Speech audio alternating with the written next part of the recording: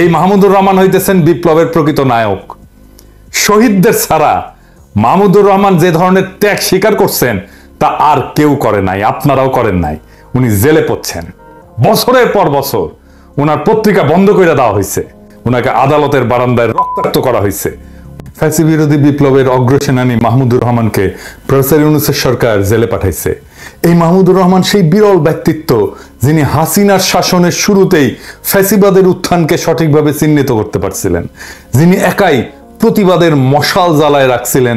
কেন তাকে নেওয়া হলো জেলে? অনেকেই আইনের কথা বলতেছেন। এই সরকার মাহমুদুর রহমানকে আইন দেখাইছে। আমরা প্রশ্ন করি, এই সরকারের আইনি ভিত্তি কি?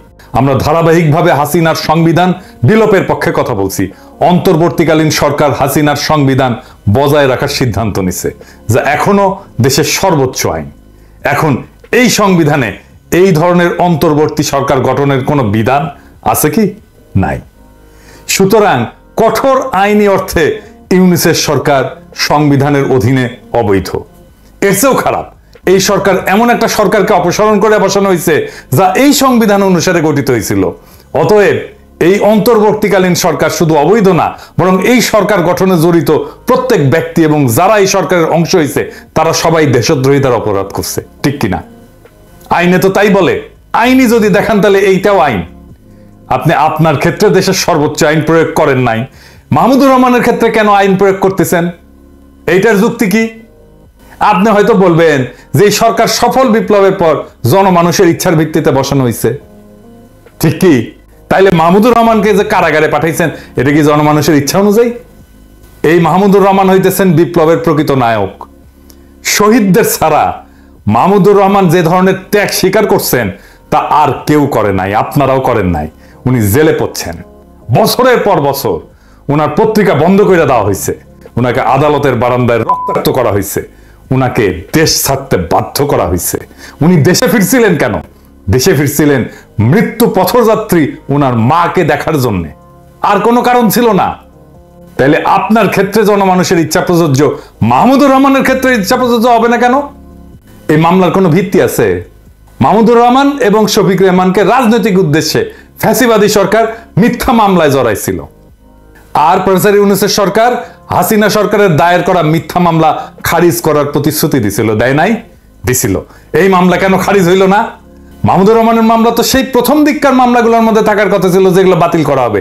এটা করা হইল না কেন? এটা ছাড়াও মাহমুদুর রহমান শফিক রেহমানকে শেখ হাসিনার এই কুপুত্র, ওই যে কুত্তে নিয়ে বসে থাকে ও জয়, এর হত্যার ষড়যন্ত্রের অভিযোগে যে মামলায় অভিযুক্ত করা হয়েছে, যেই মামলায় বাংলাদেশের আদালতের কোনো এখতিয়ারই নাই, এই মামলা করার কোনো এখতিয়ার নাই, এই মামলাটাই অবৈধ।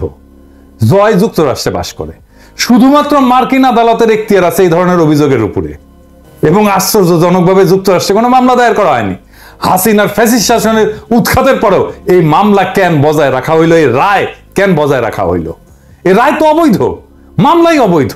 আমি আরেকটু বুঝাই বলি, যদি একজন ব্যক্তি যুক্তরাষ্ট্রে বসবাস করে এবং তার হত্যার একটা ষড়যন্ত্র হয়, থিওরিটিক্যালি ধরতেছি, তাহলে সেই অপরাধের মামলা যুক্তরাষ্ট্রের আদালতে দায়ের করতে হবে। কারণ অপরাধের শিকার যে ব্যক্তি, সে ব্যক্তি যুক্তরাষ্ট্রে বসবাস করেন এবং অপরাধের স্থানও কিন্তু যুক্তরাষ্ট্রের এখতিয়ারের মধ্যে পড়ে। তবে ষড়যন্ত্রকারী যদি বাংলাদেশে অবস্থান করে এবং অপরাধের পরিকল্পনা সেখান থেকে পরিচালনা করা হয়, তাইলে বাংলাদেশে সেই মামলা তদন্ত হইতে পারে, মামলা হইতে পারে না। কিন্তু মূল মামলাটা যুক্তরাষ্ট্রের আদালতেই দায়ের করতে হবে, কারণ অপরাধের শিকার এবং ষড়যন্ত্রের লক্ষ্য যুক্তরাষ্ট্রের নাগরিক বা বাসিন্দা।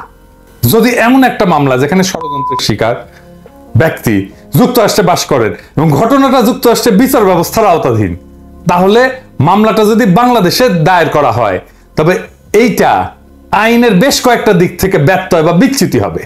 প্রধান ব্যত্যয়গুলো কি? একটা হইতেছে আন্তর্জাতিক এখতিয়ার লঙ্ঘন। আন্তর্জাতিক আইনে সাধারণত যে দেশে অপরাধ সংঘটিত হয়েছে সেই দেশের আদালতে মামলার শুনানি এবং বিচার করতে পারে। যেহেতু ষড়যন্ত্রের শিকার ব্যক্তি যুক্তরাষ্ট্রে বাস করেন এবং অপরাধের প্রভাব সেই দেশের মধ্যে পড়ে, তাই মামলাটা যুক্তরাষ্ট্রের এখতিয়ারের মধ্যে পড়ে। বাংলাদেশে এই ধরনের মামলা দায়ের করা হইলে সেটা আন্তর্জাতিক আইনের মূল নীতির লঙ্ঘন। সোজা সাপটা কথা, আপনি আইনের যে কাউকে জিজ্ঞেস করতে পারেন। 2 নাম্বার, বিচার প্রক্রিয়ার বৈধতা। বাংলাদেশে দায়ের করা মামলায় আদালত কার্যকরভাবে অপরাধের তদন্ত এবং বিচার করতে সক্ষম হবে না তো, কারণ অপরাধের স্থান, অপরাধের শিকার ব্যক্তি এবং প্রমাণসমূহ যুক্তরাষ্ট্রে অবস্থিত, তাই তো?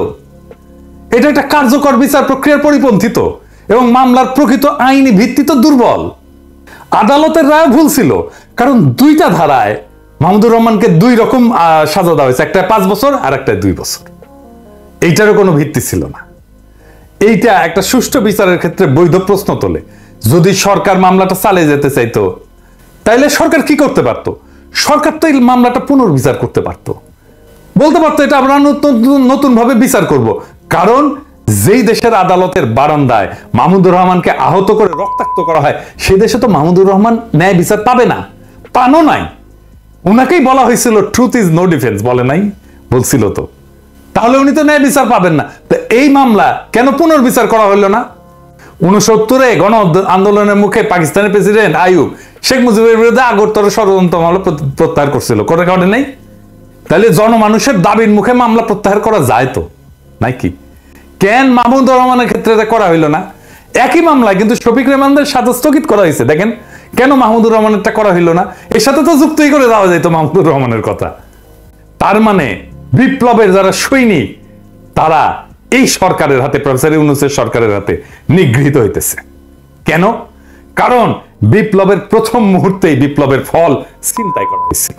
হাসিনার অপমানজনক পলায়নের পর আসিফ নজরুল একাই তথাকথিত সাংবিধানিকতার দোহাই দিয়া ছাত্রদের একাংশকে ক্যান্টনমেন্ট আর বঙ্গভবনে নিয়ে ঘুটু কইরা প্রফেসর ইউনূসকে হাসিনার বানানো রাষ্ট্রপতি চুপ্পুর কাছে শপথ নিয়েছিল, আর এক গাদা অপদার্থ উপদেষ্টা নিয়ে কাজ শুরু করে বিপ্লবের হুকা মারি দিয়েছে। এদের শাসনে ক্যান্টনমেন্টে আশ্রয় পেল সব আওয়ামী দুর্বৃত্তরা, পলায় গেল সবাই, বিপ্লবও পলায় গেছে, এখন কিন্তু যে মনির হইলো পলায় গেছে। ওই মুহূর্তটা ছিল খুবই গুরুত্বপূর্ণ, কারণ এর মাধ্যমে আওয়ামী আর ইন্ডিয়ার স্ট্র্যাটেজিক অ্যাসেট গুলো রক্ষিত হয়। আর এই ওয়াহিদুদ্দিন মাহমুদের মতো বুইরা খাটাস, যে কিনা হাসিনার উন্নয়নের সারিন্দা বাজাইতো, সে জানেও না কিছু, তার এখানে উপদেষ্টা বানানো হয়, বলে কি পাঠ্যপুস্তক দিয়ে অনানুষ্ঠানিক আলোচনা হয়েছিল, সেটাই প্রজ্ঞাপন হয়ে যায়। শালা বুড়া হয়েছে কিন্তু মিছা কথা বলার অভ্যাস যায়নি। এভাবে প্রজ্ঞাপন হয় কোনো সরকারি? আপনার সরকারি অফিসে অনেকেই কাজ করেন, আপনারাই বলেন এভাবে প্রজ্ঞাপন হয়? যখন অন্তর্বর্তী সরকার গঠনের জন্য আসিফ নজরুল ঘুটু করিচ্ছে, আমি তখনই বুঝছিলাম এইখানে ইন্ডিয়ার লোকজন ঢুকে গেছে। আমি তখনই বিপ্লব চিন্তায় হওয়ার বিষয়ে সতর্কতা দিছিলাম, বলছিলাম না ওই সময় ভিডিওতে, যারা বিপ্লবের পিছনে ছুরিকাঘাত করছে তারা নতুন মির্জাফরের মতো কুখ্যাত হয়ে থাকবে। তাহলে মাহমুদুর রহমানকে কেন জেলে দেওয়া হইলো জানেন? মাহমুদুর রহমানকে জেলে দেওয়ার প্রকৃত কারণ হইল তিনি ভারতের আসল প্রভুদের জন্য একটা আপদ। বাংলাদেশের স্বাধীনতা সার্বভৌমত্ব হারানোর বিষয়ে মাহমুদুর রহমানের চেয়ে বেশি কেউ সতর্ক করে নাই। আজ আমরা হাসিনার শাসন ব্যবস্থায় দেখতেছি সেই একই ফ্যাসিবাদী কাঠামো, তবে হাসিনা ছাড়া। যারা ভারতের স্থানীয় এজেন্সি এবং বাংলাদেশের এই যে প্রথম আলো, ডেইলি স্টার, এই গোষ্ঠী তো সরকার হিসেবে পাইছি আমরা, তারা মাহমুদুর রহমানকে নিশ্চুপ করতে তাদের সর্বোচ্চ চেষ্টা করবে। এখন বলতে পারেন কিভাবে এটা এড়ানো যেত? একটা তো দেখাইলাম, শফিক রেহমানদের রায় তো স্থগিত করে দিছে, দেখলেনই তো। 2 নাম্বার, এই মামলাটা পুনর্বিচারের জন্য পাঠানো যেত। 3 নাম্বার, রায় বাতিল করে দেওয়া যেত। 4 নাম্বার, আমি যদি আসিফ নজরুল হইতাম, এগুলো কোনো কিছু হইল না, তারপরে আমি যদি আসিফ নজরুল হইতাম, তাইলে মাহমুদ ভাইকে জেলে যাইতে হইতো না। কিভাবে জানেন?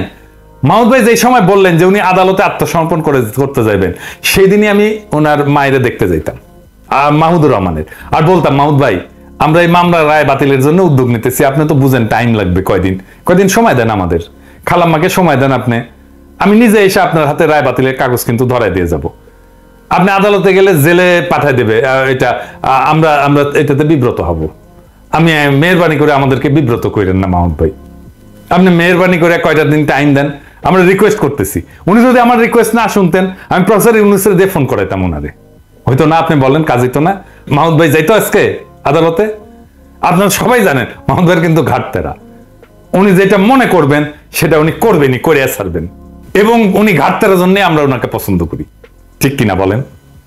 কিন্তু তারপরেও এই অ্যাপ্রোচটা নিয়ে গেলে উনি শুনতেন, কিন্তু ওনারা করবেন না তো।